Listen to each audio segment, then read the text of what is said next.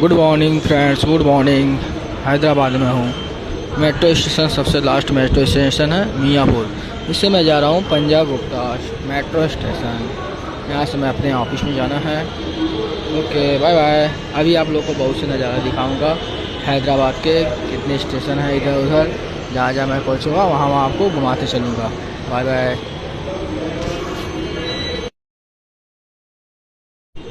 मेरा आ गया मेट्रो।